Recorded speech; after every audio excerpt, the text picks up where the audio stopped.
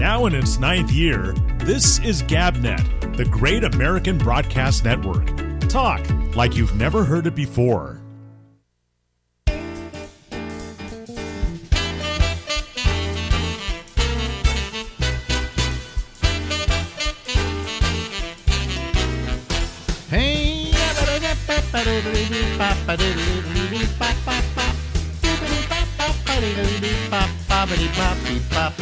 Hey, everybody, this is Alex, and this is the Ramble, and we go until midnight tonight. All right, I really screwed up, folks. We were talking for a while here, and then this is Albert Reynoso, and I forgot to start it. See, I mean, I started it. I thought I started it, but I didn't start it, and now it's recording. Beautiful. Of course, because everybody can hear the recording, obviously. Yes.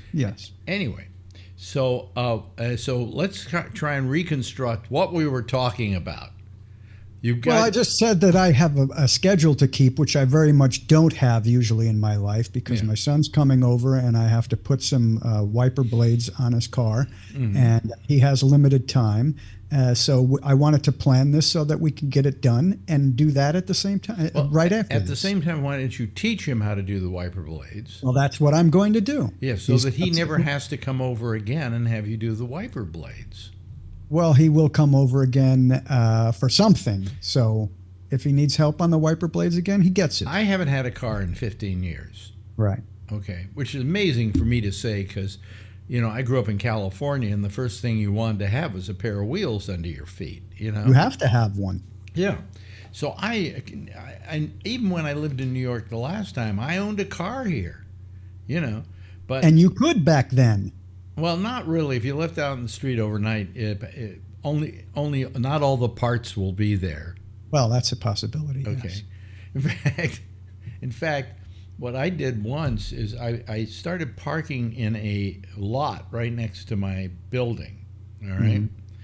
And I decided I was sick of these people. I had a Volkswagen that had wind wings on it, and they'd always break the wind wings.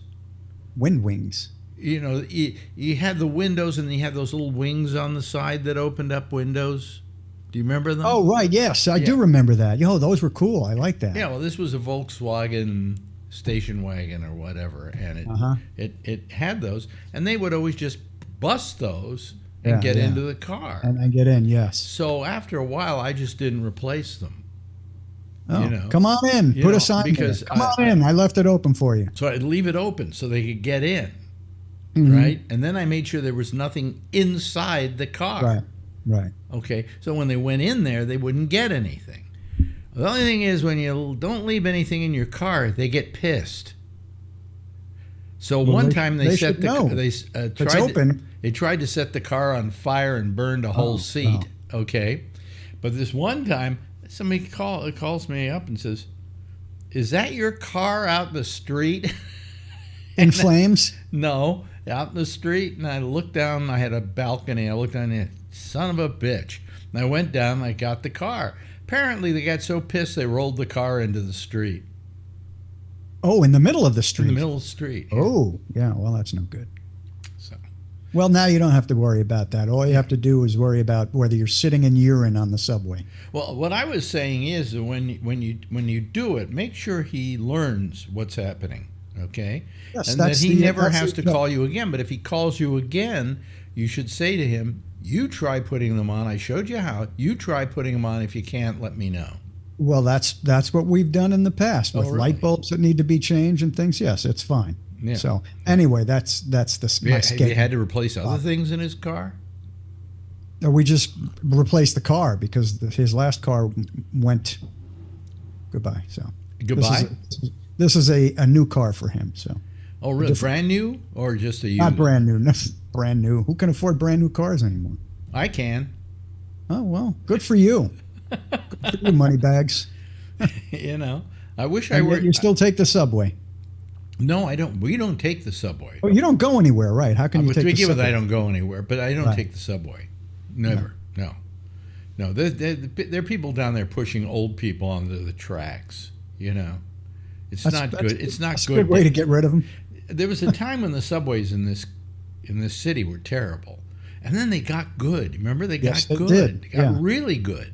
I loved them when they were dirty and graffiti was all over. I thought the graffiti. I was in high school at the time, and I loved that. the people who thought the graffiti was beautiful. I was still. I did too. First time I was in New York, you'd see a train go by on the express track, and they have all the graffiti on it. It was like this blur of color, that went past. But they didn't like that. That's horrible. That's destruction of city property. So they finally, what they did is they built the subway cars so they had a thing on them that you couldn't really do. If you did graffiti on them, would just wash off no matter what kind of stuff you put on there. So they stopped doing graffiti because it wasn't worth their time. And they also started cleaning the cars up immediately when they had graffiti on them. It would be pointless for the artists to do their thing. So they decided, let's go to walls instead. The cleanest the cars ever were, though, was right after COVID, because they went in and they sanitized everything. Okay. Also, I remember they were very clean when we went to the Republican convention. Yeah. They were very clean. Did we take a subway over there? No, we took the subway every day to work. Oh, I see. Did I? Yeah, I did. You remember Madison Square Garden? We used to work there? No, we didn't work at Madison Square. Not at Madison Square Garden, but we went to Madison Square Garden for the convention. What happened is I could take the F train. Right. And the F train would take me right to Rockefeller Center and leave me off right in front of where was Sirius it I worked? XM. Sirius XM. Right. Or do you call it Sirius XM or do you still call it Sirius? Oh, Sirius XM. Because when we went there, it was Sirius. Mm-hmm. Yeah. So, anyway, but I would take a subway down there. Yeah, you're absolutely right. But in the morning, I would take a car. I had a guy who picked me up every morning. Mr. Moneybags. Well, no, because it's more convenient. Well, Marjorie was also going to work too. So it was 2 for 1, right? So he would drive me and leave me off at my place, and then he'd go a couple more blocks and leave her off where she was getting off. And it cost us $20 every morning, but it was worth it, not having to take the subways that time of the morning, which don't run as often as the rest of the day. Yeah, but your poor little producer had to take the subway to get there at 5 in the morning and do the prep work and everything. Yeah, well, you did all the work for me. I just did the show. Yeah, exactly. That's the way it usually works. I was the puppet master. I had my hand up your anus, and you did the show. Hi, and this was all that I had as backup. This guy here. That was my backup. Letterman had hundreds. Letterman had hundreds of people. I had Albert. You had this, yeah. But you did a nice. Well, you had other people too. There were at least one other person usually. Well, I remember Lynn Samuels always griping that I didn't do prep. Yeah. And my only thing I thought was, well, I have somebody who does prep for me. Right. Prep is, explain prep to the audience who may not know these technical terms we're using. Well, it depends on who's doing the show, but essentially it's making sure that they're taken care of with information they need, should they need to go to that information to complete the show. And that can be anywhere from writing down things that are going on in the world for that day, or just making sure the studio is set up. I know I had some guys that I produced that didn't need anything written at all. They just wanted to make sure that the board was working properly and everything was technically working. It differed, but you got the full treatment. You got the big you were the first producer I ever had who did a prep sheet for me. Well, it all depends, like I said, on what the show is. And that kind of show, I think, required to have the latest information. And the latest information on a morning show comes from all the newspapers that you look at. And you can't possibly read all the newspapers. So I got in there an hour or two earlier and put together a rundown of things that were going on in the world. It was a beautiful prep sheet. I wish I had kept some of those. I have some still, and I can put little pictures, icons on it. He used to put pictures and, you know. You know, when I was hired to produce Alan Combs' show at Fox Radio, the person that hired me was very impressed. He said, "Well, look at this prep sheet. It's very easy to see what's going on, international news and sports, and then within there you had things like a guy's picture so you know what the story was about. It's about that guy, you know." And but the easier it is for you, the easier it is for me. Tell them how long you lasted doing Alan Combs' show. Well, I think 2 days. May have been one, but 2 days. Now, it wasn't that there was anything wrong with Alan. Alan was the sweetest guy. No, Alan was great. Was the sweetest guy in the world. Yeah, yeah. In fact, I think, if I remember correctly, he was so nice that he called me up and said, "We're thinking of hiring Albert Reynoso. Do you mind?" Because he didn't even say, producer. "Tell me about him." He said, "Do you mind?" Yeah. Yeah, and I said, "Not at all." I said, he deserves to work. It's sad that they fired him at Sirius XM, And I said, "You're getting one of the best producers you'll ever have." So. If you wanted. But he wanted to know that I wasn't going to get mad at him for hiring you. Well, that's very nice of him. He was a nice guy. I should have said yes and seen what happened. Maybe I'd have lasted 3 days. 3 days instead. But what happened was, tell them why you left. You actually left. Well, I was given a choice. I was doing They brought him in. They brought him into the office, right? Right. I was doing I was doing a podcast on GabNet with you, not with you. Yeah.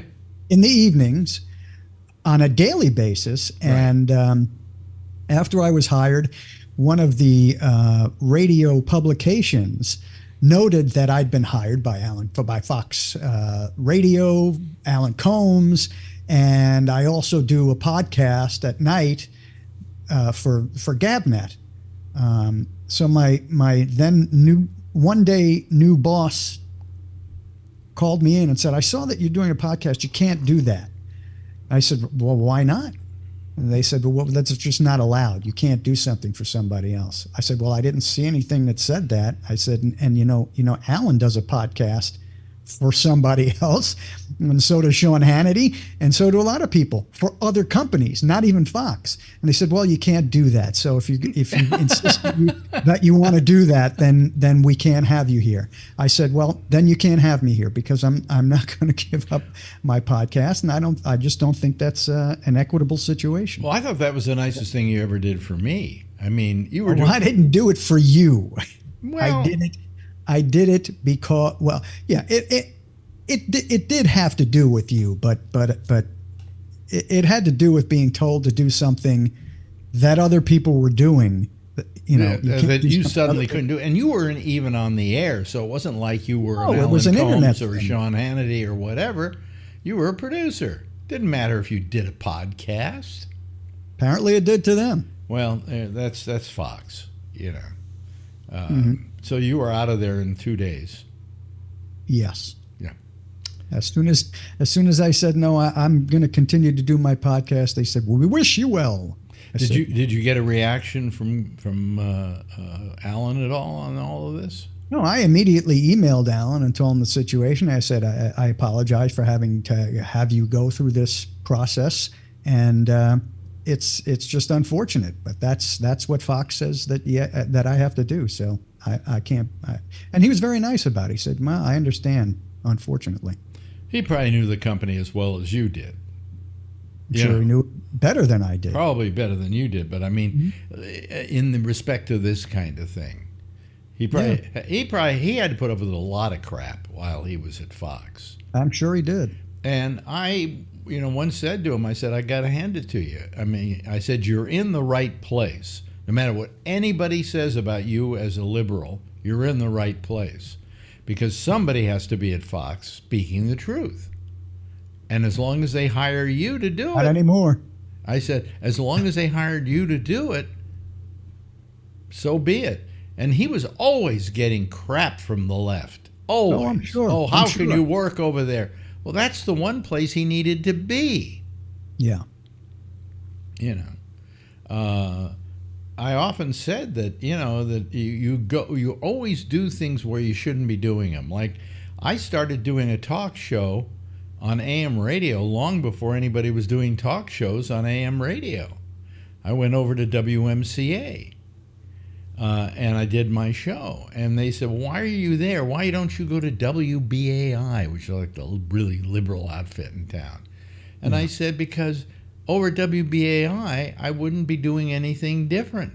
When I'm at WMCA, I'm doing something different. And that's the place I need to be. They asked me why I wasn't on FM radio. I gave them the same reason. Although finally, when I was fired at WMCA, I went to WPLJ, which was FM. But, my attitude always was, I got to be somewhere they don't want me, basically. So, anyway. Well, so that's your home now. It's my home, yeah. They don't want you, so you're Marjorie somewhere. Doesn't want me here. Oh, that's another one, right? Yeah. Yeah, so, but otherwise, how's the weather down there? Must be nice. Must be getting nice. It's Florida. In the 90s. Really? A little rainy today, but generally it's been very nice over the last couple of months. The only problem with Florida, the main problem, too many Jews. One problem? Too many Jews. Come on. Don't even. Not in this climate are you saying that to me. I'm Jewish. I don't. Big deal. So's my wife. If anybody knows Jews, it's me. Oh, yeah. Okay. All right. I don't think anybody knows I was Jews. raised by Otherwise, a we Jew. wouldn't be having the problems in the world we have.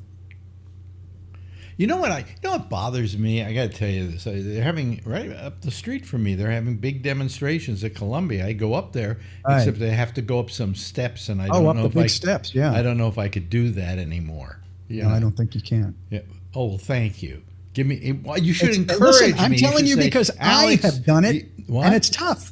I have done those steps, and it's tough. That's tough stairs, right? Yeah, very tough. Yeah. Anyway.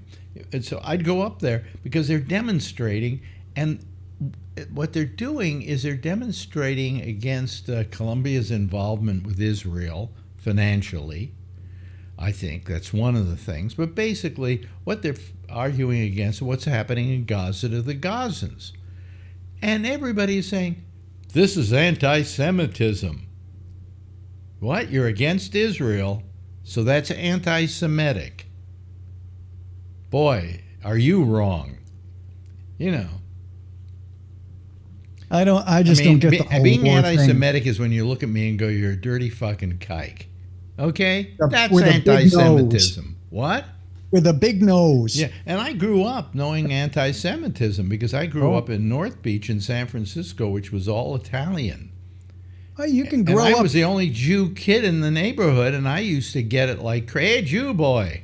You can grow up in any part of this country today and hear anti-Semitism. Yeah. So I mean, I've lived with anti-Semitism all my life, and I'm telling you right now, being against Israel is not anti-Semitism. It's anti-Israel. It's anti-Israel. Yes. And I don't think there's much to recommend Israel right now. Not with 33,000 Gazans dead. Well, hopefully by the time that this cast is seen by the people who are going to watch it, the whole thing will be over. Could be, but this is going on in a couple of days, so. Yeah, unlikely.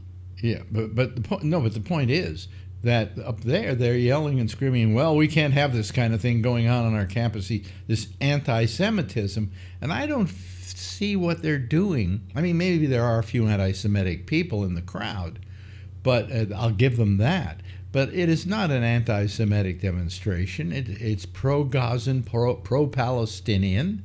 Mm-hmm. There's nothing wrong with that, And it's a university. Where else should you be able to protest and have an ongoing discussion about this problem? But the more that they say, well, we're going to push you out of here and blah, blah, blah, blah, the worse it gets.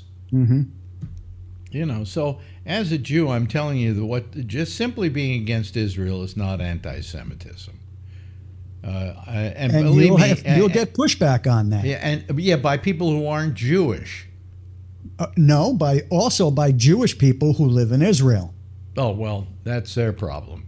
You know, I mean, over the years, everybody said, you want to move to Israel? You're Jewish. And I go, no, I'm an American where I was born and raised. And I'm saying I've been the subject of anti-Semitism in my time. And quite frankly, I know it when I see it. And I've always had a thing about Israel. It's always been a big problem with me. Yes, I know. I used to talk about it even on the show at Sirius, and that is a big Zionist Bund guy. Well, no, I wasn't a Zionist. No, I said you're not. I'm not a Zionist. No. You got to remember that Israel is a Zionist nation. Mm-hmm.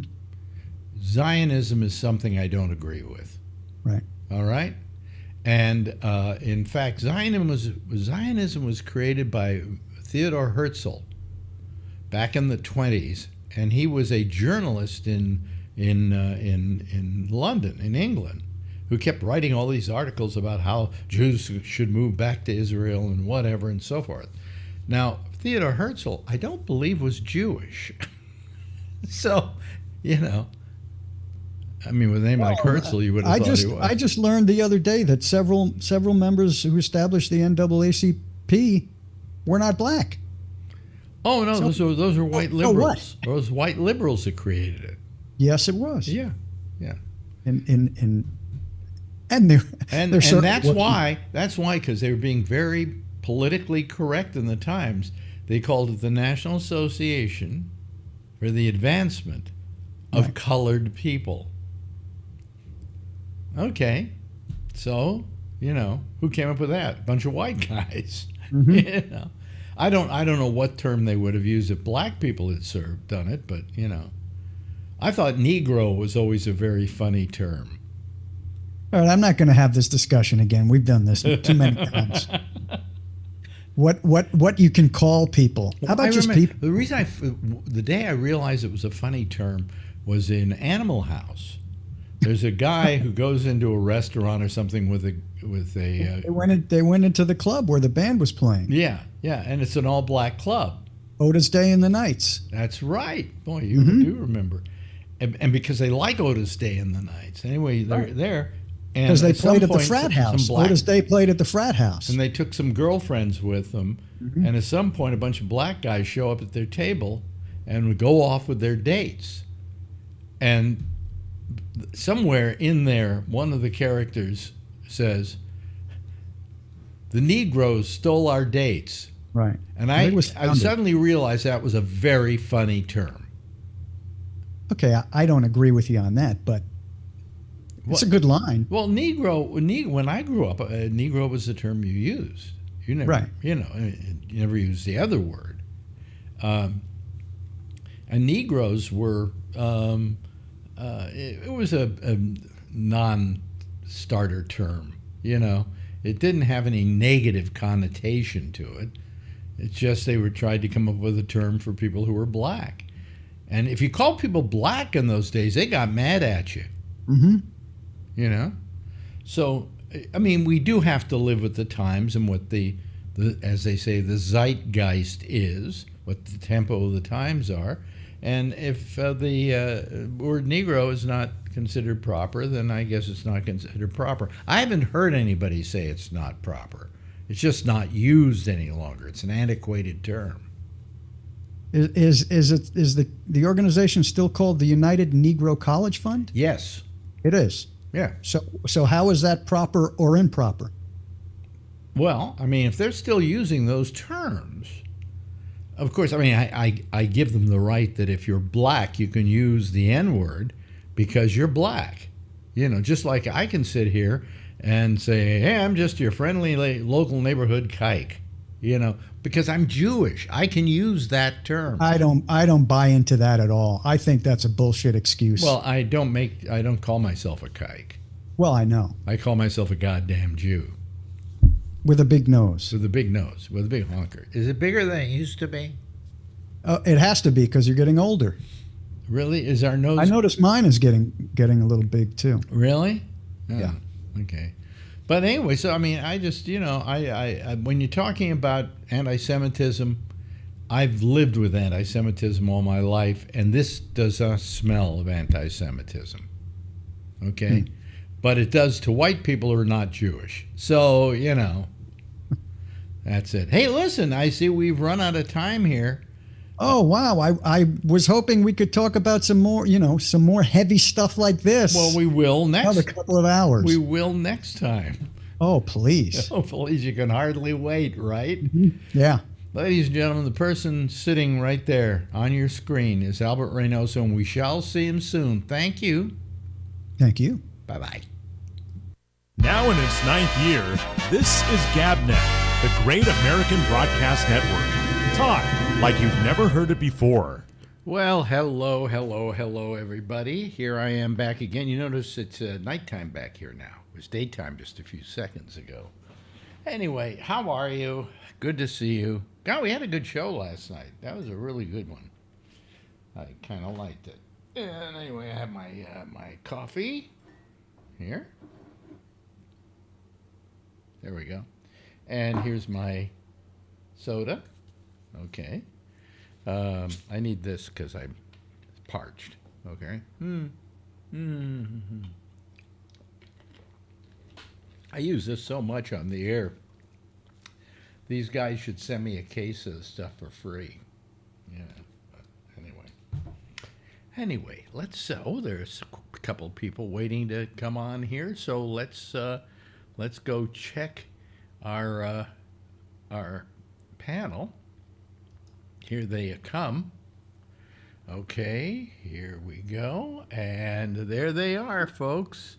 There's Charlie, and there's Josh, and there's our good friend Brian Neary. And let me admit Alan here for a second. There we go. And we have to admit him. What? What? Admit. What do we have to admit him? Well, because you know what it said. It's on. If you look on Zoom, it says admit. Mm-hmm. Okay, so that's why I use the term. You want me to stop using the term? No. Okay. So anyway, oh my God, how's allergies where you guys are? Fine with me. Really? Not bad here. Not bad. Fall is when our allergies are bad. Fall? Yeah. Yeah. Here, man, like last week, out of the total of 12 that you could possibly get, that's the highest it goes. It was a 12. So my eyes are burning like crazy, and nose is. So you'll have to excuse me, folks, if I dab my eyes and whatever. That's a horrible idea. What time? Wait a minute, I'm trying. Yeah, what time you want to do it? Huh? It's a horrible idea. What time you want to do it? Yeah. Okay. Is that one of your newly purchased shirts, or have you had that for a while? I've had this one for a while. Oh, I never worn it.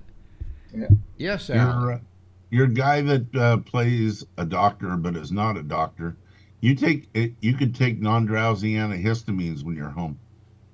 I know you can. I also have Flonase and things like that. Or I call it Phonase because it's the kind you get at Costco. That's the same as Flonase, but it works. It's a I call it Phonase. Yeah, it works. It works. Well, I haven't done it much lately. I haven't tried it. I really should. It's really good. So but I find that what happens with Flonase is after you use it for a while, it doesn't work anymore. So what have you? Josh, how's your you have problems with pollen down there where you are, or over there where you are? You mean me? Yeah. And then you drag it in the house, and that's why it's bothering you in the house. So. Josh, can you hear me? Oh, he can hear. Oh, okay. Yeah. Do you have any pollen problems where you are? Yeah, it's pretty significant here at times. Yeah. Yeah, yeah. I think it gets worse. Somebody told me, some doctor, Marjorie's, told her every year it's getting worse. Yeah. I don't know. It's pretty bad usually. You want to know why they think it's getting worse? Global warming? Yeah. Well, that's certainly a good excuse on why it's getting worse. Oh. You know, so it could be a little not. It could be getting worse. I've felt that it's been worse over the last couple of years. Me too. But anyway, so how are you all doing, Jeff? Yeah, I got a big thing happen today for me. What happened? I used to work with a lot of people doing engineering work. And the first guy who actually stayed here for, I think, over 25 years retired. So everybody had a big group to go out to this local bar, which is close to the office. And they all went out and everybody had a beer or whatever, and then a bunch of pizza. And they had a big opportunity, a whole bunch of people who came out that we haven't seen in years, who said some very nice things about this guy. His name is Ray, but Well, you don't usually hold a party for somebody retiring and say nasty things about him. Well, I'm sure they said that a week before, yeah. Yeah, the week before they were saying nasty things. Boy, are we going to be glad to see that asshole go. Well, goodbye, Bob. Gee, we're going to miss you. You know. Yeah, yeah. I wonder if they did that when I left Sirius XM. If they suddenly, oh, he was such a wonderful guy. Yeah. But boy, are we glad to see him go. Anyway, so. Well, that sounds like you had a nice day. Yeah, it made it nice. Yeah, yeah. Different. I don't even have that anymore. I don't know anybody anymore. I don't have any friends. They're all dead. Yeah. Yep. You know, I mean, It happens. what? It happens. It's part of life. Well, I mean, if you live long, And you have, right?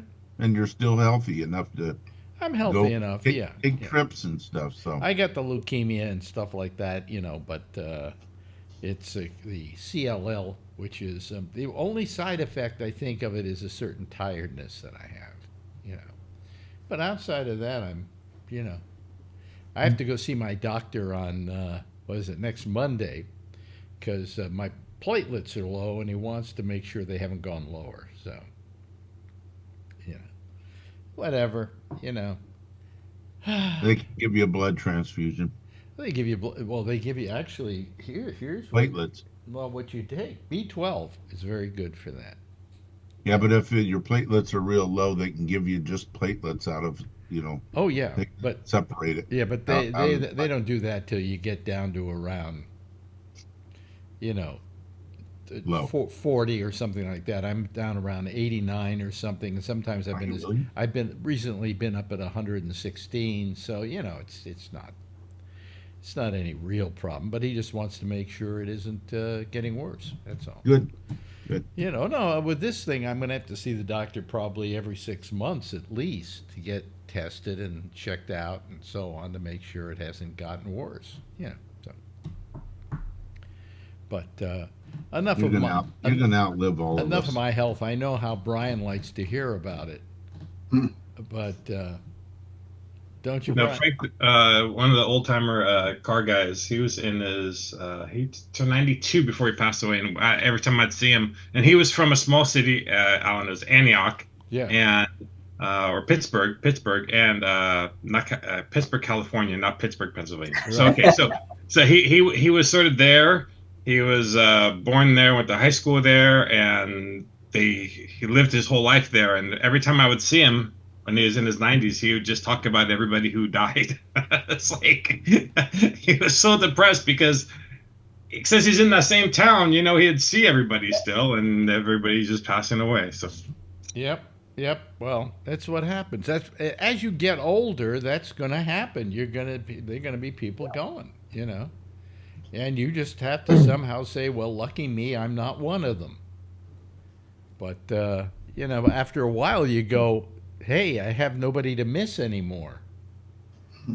So I mean, Marjorie tells me, well, I don't have any friends, and yet every day she's talking to one of her girlfriends on the phone. Her friends are her doctors. No, but she says, no, I have no friends anymore.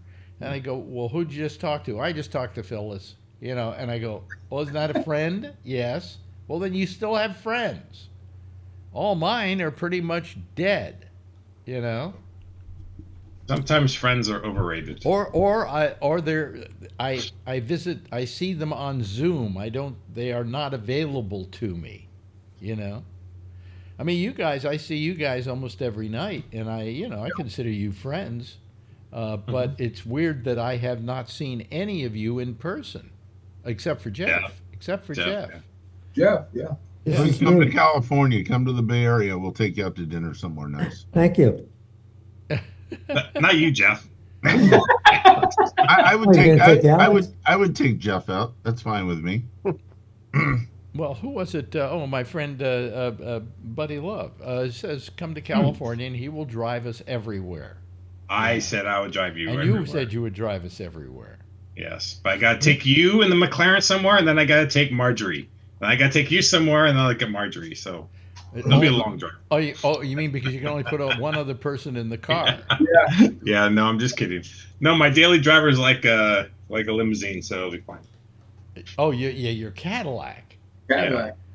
You love that Cadillac, don't you? Yeah, I put a lot of miles on. And I had a Lexus before that, and I put like over 200,000 miles on that until I broke it. And then this one's like 150,000, I think, right now. I mean, the best car I ever owned, I think, was the Acura. Top of the line. Not your 370Z? No. RL or something, or one of the top one.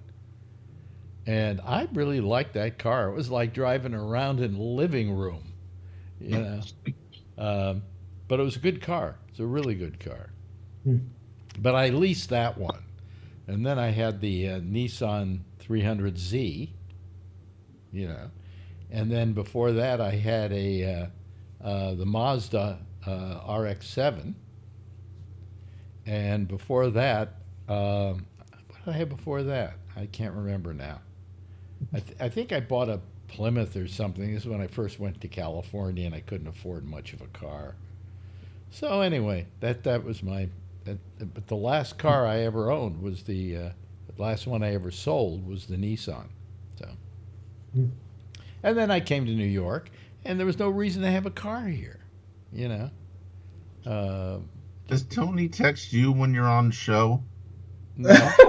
All the every time I get on your show, he's texting me. Oh, he doesn't text me. He doesn't. Lucky you. Huh? Lucky you. He said he'll be on the show soon. Well, so no, I threatened him once if he ever, God. because he listen. Tony's a nice guy. Okay. Now, I keep trying to tell Marjorie that she doesn't believe me, but Tony's a nice guy. Whenever you start a conversation like this is a nice guy, you're going to blast him next. Tony. But if you allow him to text you, you get the problems like Alan is having right now. Yep. And I just told him once, stop texting me. I don't want to have any texts from you, because the problem was, it wasn't just that my phone kind of went off with an announcement that Tony was calling. This watch kept vibrating on my wrist every time he would send a note, and he would send like 2-word notes on texts, and one right after the other, and my wrist is going. He is listening to the show and texting me to what you and I are saying. What did he say? What did he say? Well, hold on a minute. There's like 8 text messages. He says, I'm reading. I should call in soon. That's the end of one. Can you time me and In-N-Out Burger, whatever the hell that means. Is that out there? I said, sorry, I'm on the show. Yes, we have them. Nice. We'll call soon. Each one of these are different. The line and then text. They have, I have a new client, a golden retriever puppy. Alex blocked me. I am nice. Pain in the ass. I'm not sure if he's talking about you or him. And he says, my brother did the same thing that Alex said. Alex is right. Yeah, well, I mean, what I did is I blocked him from Facebook for being able to send me a message on Facebook. He can still text me. Oh, wait a minute, I shouldn't have said that. No. Oh, no. But anyway. So let me see here. I was trying to think. There was something that came up today. Oh, yeah. If you need a good pizza, okay, you can always rely on one pizza delivering service. Donald Trump. Did you see what he did today? No. Oh, after he got through in court, okay, he went over, and it was really wonderful what he did. He went to a fire station and delivered them 2 pizzas. That was it. 2 pizzas for the whole station? I guess. Yeah, it looked like only 2 pizzas. Maybe 1. I only saw 1, but Marjorie could have sworn she saw 2. And I'm going, geez almighty, is he that desperate for votes? He's got to buy people off with pizzas?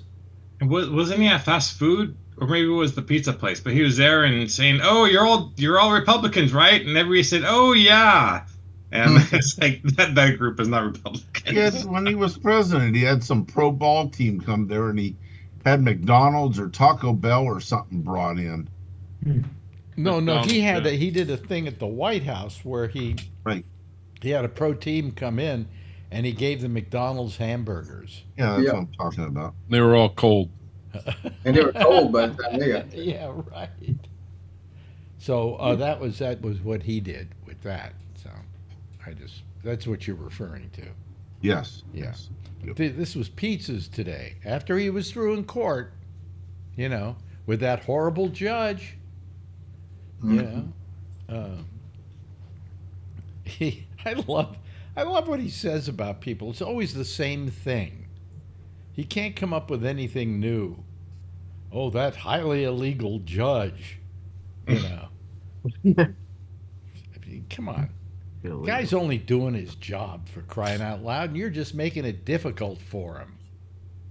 If you didn't make it difficult for him, he'd be a lot nicer to you. The judge has got a lot more power than he thinks. Well, he has the idea he has the ultimate power. Yeah. Oh, as soon as I get to be president, I'll fire this judge. Can't even do that. Nope. No, judge is appointed for life. He's a state judge, not a federal. Oh, that's right. He's a state judge. So is he a state, or is he a state judge or a city judge? I think he is a state judge.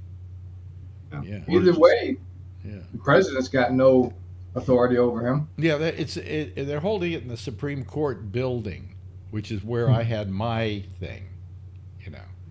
Granted, mine didn't have the newsworthiness of the Trump trial, but for me it was important.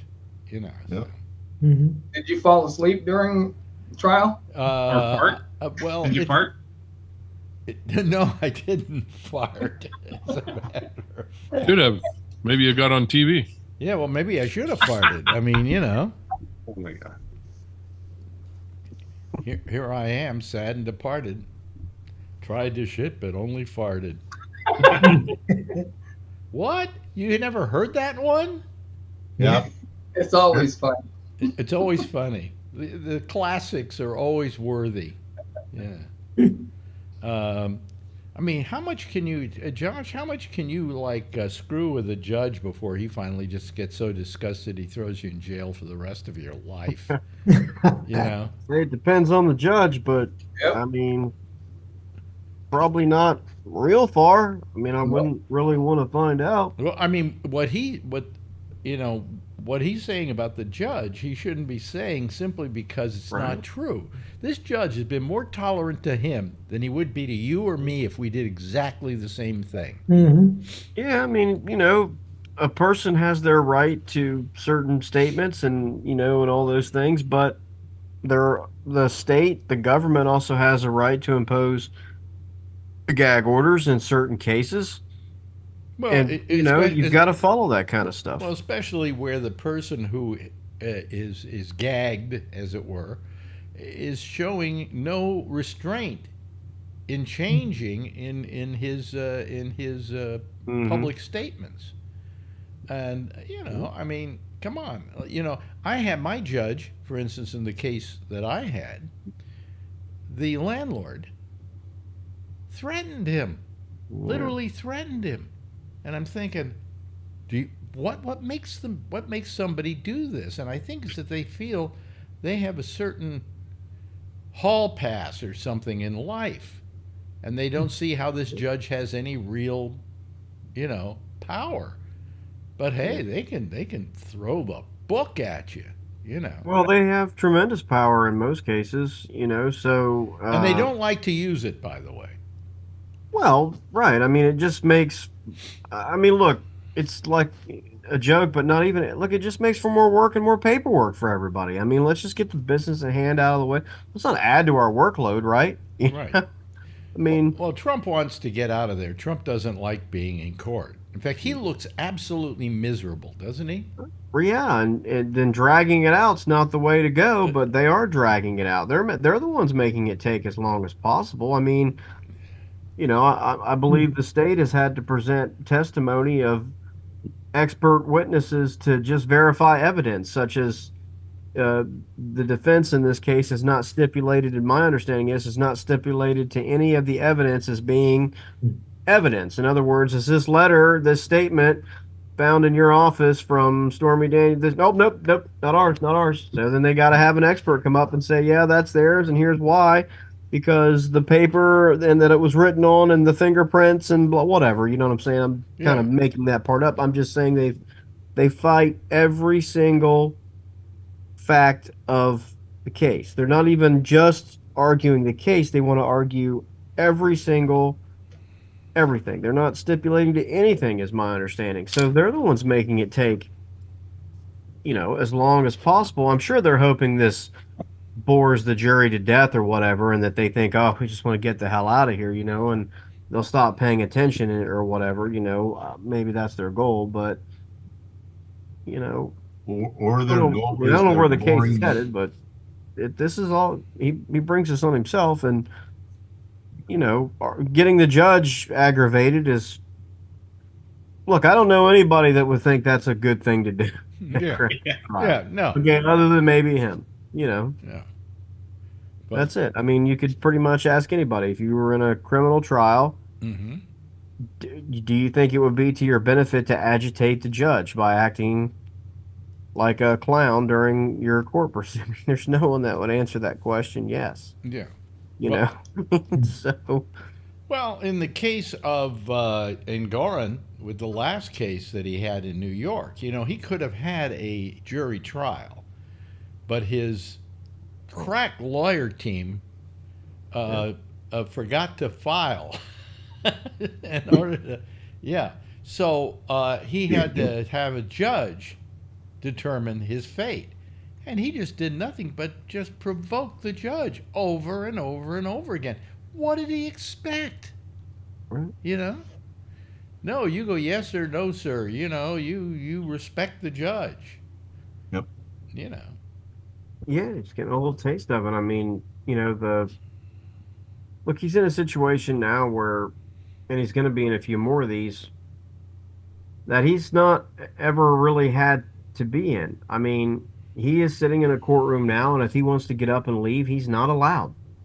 I mean, he's temporarily detained while he's on trial, right? If he were to want to get up and just walk out, he's not allowed to do that. So I'm sure that's not... I think if he farts a few more times, they might tell him to leave. Maybe.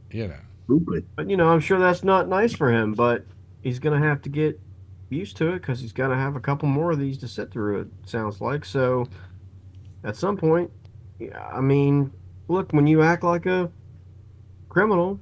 Well, I love the thing that he said that I forget what date it is. He has to have the day off because he has to go to his son's graduation. Now, you know, if I were a judge, I'd say, sure, we'll not hold court that day, so you can go do it. But the judge let him keep hanging by his toenails on this deal, and finally said, yes, you can go. But he was making a big deal about it. I can't go to my son's. I can't even go to my son's, graduation. Well, and I'm thinking, screw you. You know, you weren't planning on going in the first place. Yeah, exactly. Yeah, plenty of things that we miss in life for all kinds of reasons. I think it would be funny if on that day some camera journalist catches them playing golf. That would be good, yeah. Yeah, you better go to your son's. You better, and he'll probably fall asleep while farting in that too. Oh my! Know. You just took what I was going to say. Oh. Exactly. He's going to end up falling asleep and farting anyways. Jeez. Can the judge hold Wick attempt to quad if he keeps passing gas? Like, Jesus. I don't know how far along the progress is with the trial. I don't know if it's quarter way, halfway. Well, I'm not sure, but I mean, I think it has another 3 or 4 weeks to go. I wish not, but I mean, you know, this circus is just going to go on and on. You know, we're going to have to live like this until basically till November, until we can get some kind of definitive answer, you know, on what the hell is going to happen. I was trying to one or the other. Yeah, I'm wondering how the trial is going to turn out. I mean, what is the jury thinking at this point? You know, I want to go home. Well, no, that's what happens to juries too. Yeah. You know, if they're like with OJ's, they came back in 3 hours. Why? Yeah. They wanted to go home. You know. Find him not guilty. Let's get the hell out of here. Who cares if he killed her? You know, I mean, but this jury will probably have their minds made up by the time they're through with the trial. In fact, they say a lot of juries have made their mind up on the first day. Maybe. You know, the opening statements usually set the tone for each case. I've been in a lot of courtrooms in criminal trials in my career, and you know, he's prolonging this thing, and the jurors, they have jobs, they have family and stuff, and they're going to be pissed at him too, and it makes a better chance that they're going to find him guilty, not guilty. Well, he wants to go to jail because he figures that'll make him a martyr, and people will vote for the martyr. And that's probably why they haven't. And I think he's wrong. I think they don't want to vote for a guy who's guilty of something. Yeah. I think what's going to happen is, see, he's got to, if he gets put in jail or gets found guilty on this thing and doesn't get put in jail, he needs the independents, the people that haven't decided if Biden or Trump. But if he gets found guilty or goes to jail for whatever reason, a lot of those people will vote for Biden. You think so? Yeah. I think so. Yeah, because at that point, they don't want to vote for a guy for president who's been found guilty of a criminal act. Right. Which this would be, you know. That's my thought. But, you know, I'm just wondering, you know, we were talking last night about the schools and the demonstrations, and we don't really have to get deep into that tonight. But I think Trump or Biden is handling this badly. You know, I mean, he should be definitive about it, one way or the other. You know, but he seems like he's waffling in the middle. On Biden or Trump? Biden. It's already him, yeah. You know, and he sat here tonight. I'm watching the news. He's doing giving his speech, and he's going, and you know, we can't stand for the destruction of property. And I'm going to look over at Marjorie. Well, he just lost my vote. You know, because quite frankly, I don't think property should ever be the issue. Property is just, it doesn't have a soul, it doesn't have a life. Meanwhile, you're talking about 33,000 people who are dead in Gaza. Those are human beings. They're not furniture. You know? We don't have control over the war in Gaza. Well, we have a control over it in that we are supposedly. He needs to be more aggressive with I wanted to say Putin, with Netanyahu. I think he's been too wishy-washy with Netanyahu. Well, you know what it is? I think it is. You talk about anti-Semitism in this country. I think it's an anti-Semitic notion. We got to be nice to the Jews because they have money. And I think that's an anti-Semitic attitude. Absolutely. But that's the reason why they don't want to piss off the Jews here in America, because there are a lot of what I call Chaim Yankels. These guys that, oh, Israel's wonderful. I'm a Jew and Israel's wonderful. Well, you shouldn't necessarily like Israel because you're a Jew, You're a Jew because that's what you were born, and that is your heritage, and you should never deny it. You should be very proud of it. But, when there's a nation that calls itself a Jewish nation, and they're doing bad, you have every right to comment against it, And, but I'm just, it's just, I think Biden is in a bad position right now. And so the question here is, Josh, if you were president of the United States, what position would you take on Israel? Well, let me say this, from a politically advantageous position. Well, I think that he needs to be pushing the Israelis to get leadership in place that's going to look for a permanent solution to this problem, which is really more than likely a two-state solution. I mean, they need to look forward to what they're going to do when this is over, and I don't think Netanyahu is the person for them. So I would certainly be trying to talk to the Israeli people, maybe a little bit directly, and mentioning to them that Netanyahu's vision of, eliminating Hamas forever is in itself fine. Hamas is a terrorist organization. Yeah. Not against the elimination of a terrorist organization. In fact, I'm for it. In fact, we will assist with that in any way we can. But there is going to be a day after. And it is never too soon to start thinking about the day after. In fact, history teaches us that many mistakes have been made by people who didn't think about the day after in time, because they kept saying, well, we had plenty of time before that. We got to do the first job first. Somebody has to be thinking about what comes next. And the United States should be willing to help, take care of that and broker that deal. And, should be indicating that Netanyahu is not really the person who needs to remain in power for that to happen.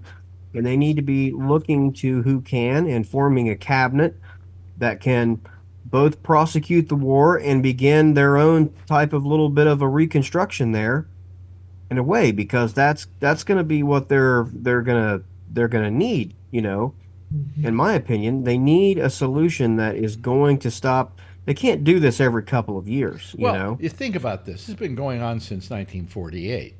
Right. Okay. It's been going on since 1948 without a solution. Mm-hmm. And every president who's been in power has attempted to come up with a solution, and every last one of them has failed. I just think that it's time for Israel to realize that they have to come up with some kind of solution so that they can feel safe where they are in the Mideast. Correct. And many of them would be against a two-state situation, for example, because they don't want to give up any territory whatsoever, not even one square little inch, not even a flower. And okay, but that's not realistic. We keep hearing about a two-state solution. Would you explain to people what a two-state solution is? Well, I think the Palestinians are going to have to be set up as a legitimate, separate, and sovereign country that doesn't operate under this sort of overlord Israeli umbrella or whatever. They need a legitimate government. Hamas is not a legitimate government, okay? You know, they need a serious governmental system, parliamentary, whatever. They need elected representatives. They need to operate as a legitimate state. Yeah. You know, with equal footing in the world trade and things of that nature, so that they can support themselves economically and politically, so that their people do not turn to organizations such as Hamas or outside influences such as Iran or whatever for survival, you know, or for a sense of pride and belonging, you know. I mean, they are turning to the Iranians, many of them, in the same reason that, you know, inner city people turn to a gang, because it provides them with things they otherwise would not have. Well, when you talk about sense of belonging, that's very important. Yeah. And the only people that are giving them a sense of belonging are places like Iran, is Hamas, is Hezbollah. And if they felt that Israel respected them, okay, and that they were going to do everything they could to make them have their own state, I think they would change who they were doing business with. You know?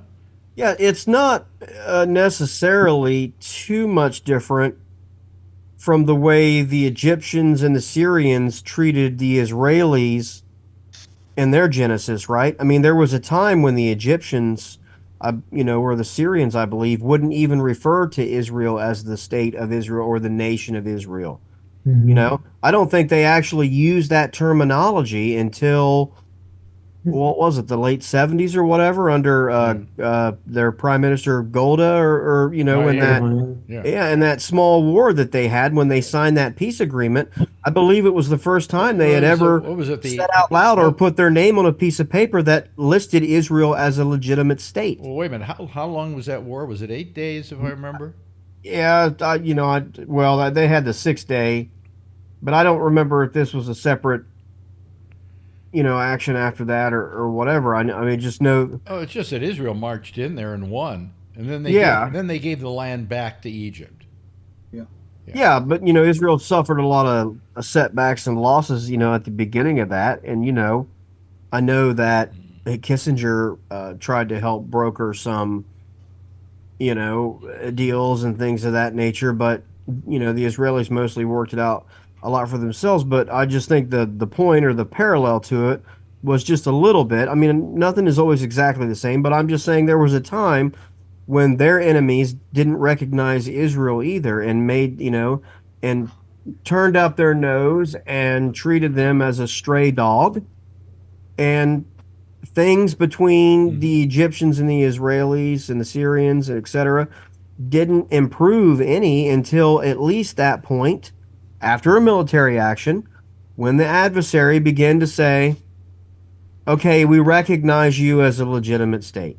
And, you know, maybe when this is all over, many of us are still going to hate you in our heart, but we're going to swallow that and shake hands when there's cameras around and let people travel between our states and let, you know, our economies operate, you know, for the good of all of our people. You know, I mean, look, the only thing that happens in war is people get hurt and die, right? Yeah. So that's a fact. I'm kind of interested in this. Brian, Adrian is what, 8 years old now? Yeah. How much does she know about what's going on? Even the high schoolers don't know. I don't know. You know, yeah, I haven't asked them about this subject, but you know, when other things come up, even when Trump and Biden and the whole, we stole this election and all that stuff, they don't hit topics like that. You know, there are some good topics they do talk about. In the case of Adrian, let's face it, when the whole thing, Adrian's learning double-digit addition and subtraction. Okay? High school, they don't talk about. Is it true? But even the high schoolers, they don't know about all this stuff. Well, high schoolers should know about this ask stuff. Kevin too. I mean, his girls in college now, so they're going through all that stuff. But in high school, man, it just doesn't seem like they take a side either way. At least here, or even educate that there's two sides, or there's this thing going on. It's like they're blind to it when Trump was going on. Yeah. Yes. Yes, Tony. This may sound old school by me, but Brian, in high school and even elementary school, I remember, Alex, in elementary school, every Friday we used to do current events. Do they still do that, where I used to have to cut out? I don't think so, because and then write an essay on it and then go up to class and do it. Yeah, it's funny, Tony, because I have some of my old school papers that I've been going through, and I have like a whole binder on China. Oh, there you go. I remember doing it on Jimmy Carter, Alex. Yeah, and it was all China stuff, and we had to cut out articles from the newspaper once a week, like Tony says, about China. I used to get excited for that, Alex. Yeah, I got all these current events. They don't go through current events. Here's the question I have to you, because Marjorie brought this up the other day, because we're talking about it, as we're getting older, our handwriting is starting to become just a blur, as you get, because I can't even script anymore. Yeah, well, here's the thing. Marjorie mentioned they're not teaching cursive in school anymore. Is that true? They weren't doing that 20 years ago.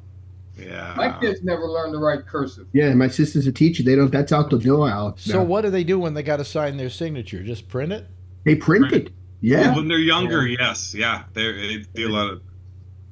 Gee. Yeah, my tax preparer basically told me that, anyone under 30 that they just write their name on their tax document or whatever. My accountant sends me a thing where I just click on something and it puts my name in there like I wrote it. But they don't people care. That come into her office can't sign it or whatever. But they don't care anymore. I mean, basically, if I just put X on my, I'd endorse this check the other day. If I just put an X there, it probably would have gone through. Because that thing I put on the back of it didn't look like my signature. Yeah, I can't even do mine. My brother gave me money, and I can't even do it. Well, because I got a little bit of arthritis in this hand, and as you get older, you just get. What happens is, my last name Schwarzman. It's like I can write Bennett okay in a lot of cases, but then when I get to the Schwarzman, I just go SCH. Yeah. Hey, Alex, I was going to ask you too. What's a godsend? Now, because I can't script. You know what you could use? What I use invaluable when I run my games and stuff. I like using, thank God for the computer, for Microsoft Word and Excel.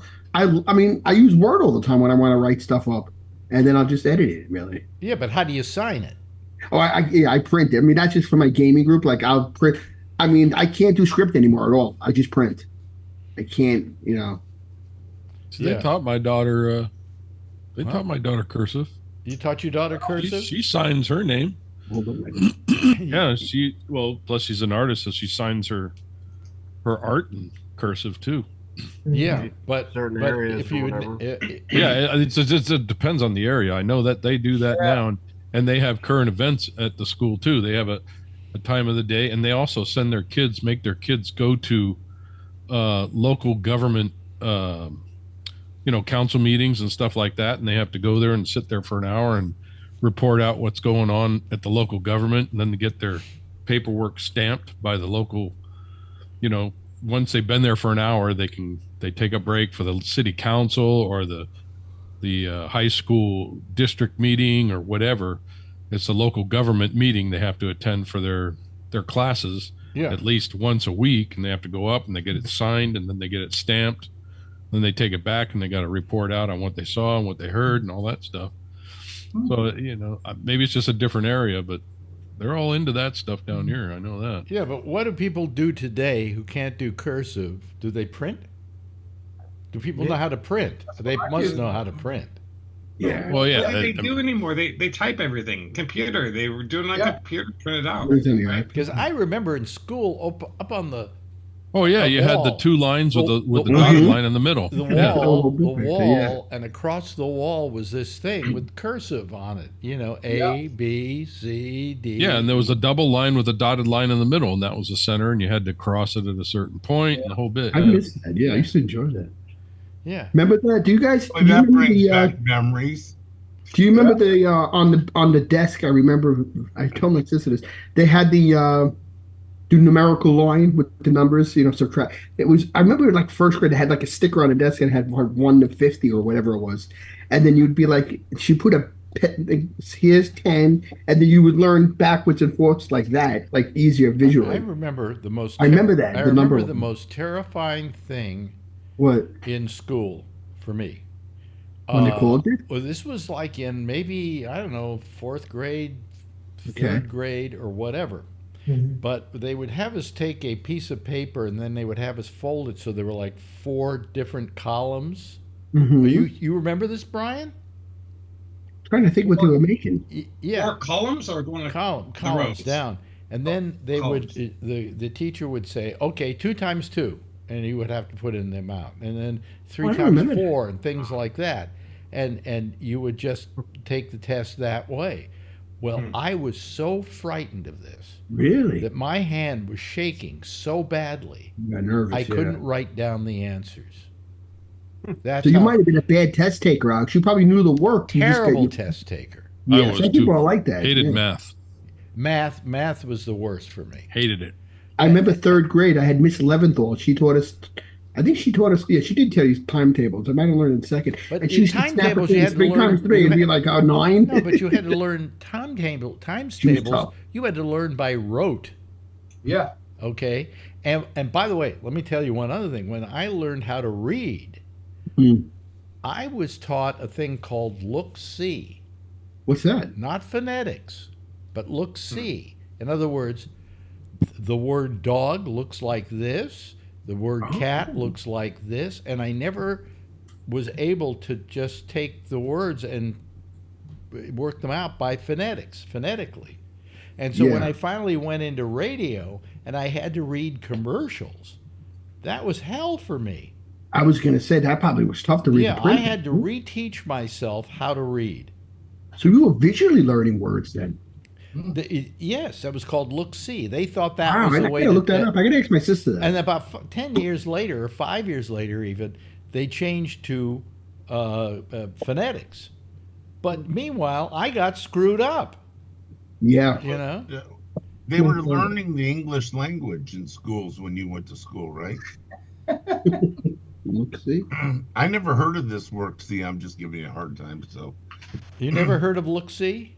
No, I'm going to look it up right. I wrote it down for my sister. I'm going to ask. He's going to look-see it up. Do you know what I'm talking about, Brian? Heck no. Oh, okay. We're too young. I guess I've now aged myself out of this group. I don't know. Jeff's older than you. But you know, He's not older than him. No shit, Brian. Trying to age you, Jeff. What's that? Jeff's older than me? No, Jeff's a youngster. He calls me sir when we get together and have dinner. That's right. You know. Oh, that's nice. It's because are you paying the bill, Alex? I would say the same thing. Sir, can I have dessert with this? Could I have dessert, please, sir? Yes. Don't worry, Tony. You will never eat dinner with Alex. No, never. Never. Well, I would do it. I would do it, Tony. Only Marjorie can't stand you, so it's a problem. Alex, you have me pegged because I did the same thing with my brother with the phone, with the watch. He said exactly what you said. Does everybody know how I first met up with Tony? No. Tony used to call the show at Sirius XM. And so then we got this apartment and we held a what do you call it, party? You had a lot of people over, Alex. I remember you had like a housewarming party. Housewarming party. Let him tell the story, Tony. I'm sorry. Housewarming party. So Shecky says to him, "You want me to come?" And I can't remember where he said it or wherever, but he said, "If you'll wear footy pajamas, we'll let you come." Yeah, Shecky wanted me to come. He says, "You got to come." I said, because I think he wanted to meet me to see if I'm normal. And he goes, "Yeah." He said, "You got to come." I was a little embarrassed to come because I was like, "I'm going to meet Alex," but I was a little embarrassed because I'm coming from Queens. I didn't really know anybody. Well, shut up. I didn't want you here. But anyway. I know, but I figured I got to go. He invited me. Anyway, so it was that Shecky kind of went, "Oh, come on. We got to invite Tony." He was nice about it. We got to find out what this guy is like, Yeah. Because you're normal, so really. we invited you to my and then he let me come over his house. Wasn't it that party? Yes, my brother used to say that to him. Wasn't it the party that Shecky had to talk you off the ledge? No. No, when Tony was there. Alex, I brought those cookies, I remember. I can follow up on that story. When I told my mother I was going to Alex's house, she says she did say this. God rest her soul, because she doesn't know radio other than the local guys in New York. She says, "Does he know Howard Stern?" I says, "Kind of, Ma." She know. So, she says, you got to go over there with something good. So we went to my mother's bakery, Fortunatos in Brooklyn, which is 10 minutes away, and I brought the striped cookies to bring over to you because those are our favorites here. Yeah. So it's like you got to bring good cookies over there. What could be so bad about you? Okay, you bring I'm cookies. A pain. No, you're right. I am a pain. Yes, I admit that. You know. Yeah, I'm a nudge is what it is, I think. I mean, you're not even Jewish, and you brought cookies. Yeah, exactly. You know? Yeah, my mother's got to bring something good. What you mean? Get the striped cookies. I gotta love those. That's all right, man. Yeah, but I mean, that's how I first met you. And I thank you for inviting me. That was very. I think that's the last time I've ever been in the same room with you. And no, I went to the other show. Remember you invited me into the city?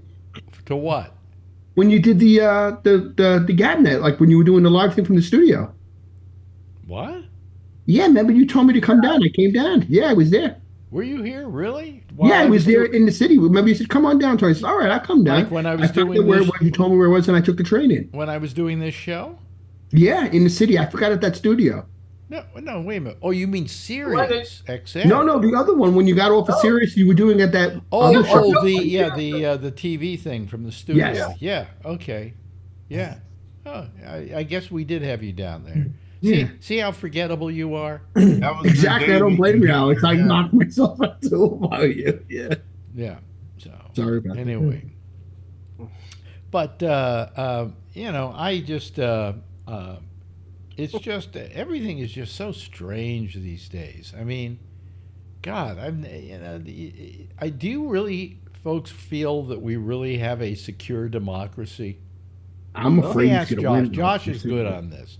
Yeah. Secure democracy, Josh.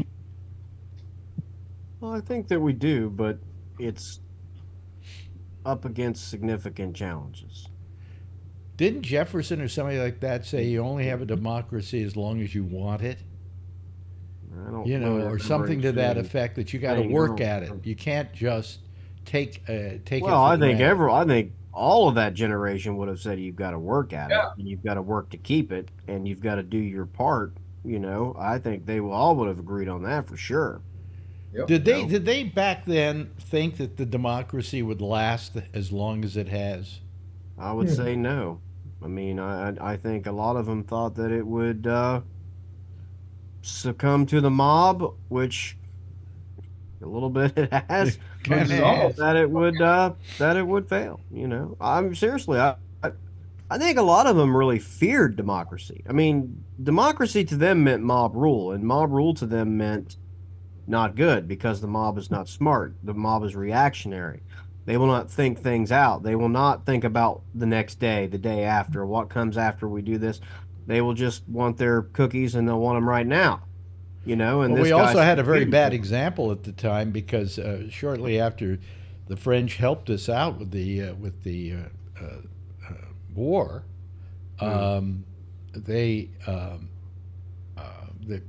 France suddenly went into its situation, and people were getting their heads chopped off. Well, so they were a monarchy to a democracy, back to a monarchy. Yeah. Yeah, it was a bad sign, right? I mean, and so I think they were in fear of something like that. Sure, right? Yeah, I mean, look, they were always nervous about democracy, which is why that their setup for government is not necessarily a 100% democracy.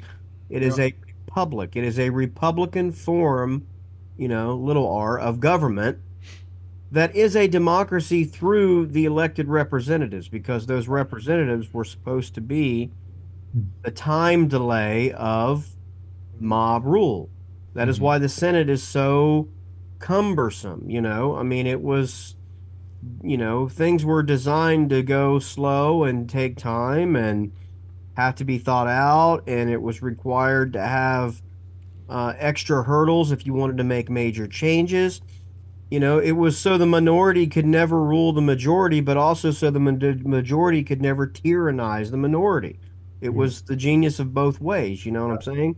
Yeah. So, but that in itself comes with risk that are present all the time, and the Americans, through their good sense and patriotism, have always avoided. And right now it's very challenged.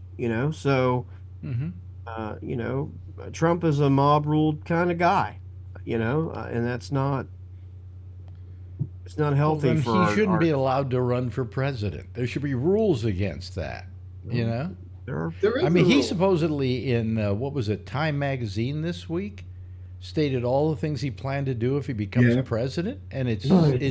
Not good. It's and scary. Did you read that? I'm not gonna make a close analogy here, but I was driving around. I don't know if it was yesterday or something, and I was listening to something he said, and I know what people think. And I mean, look.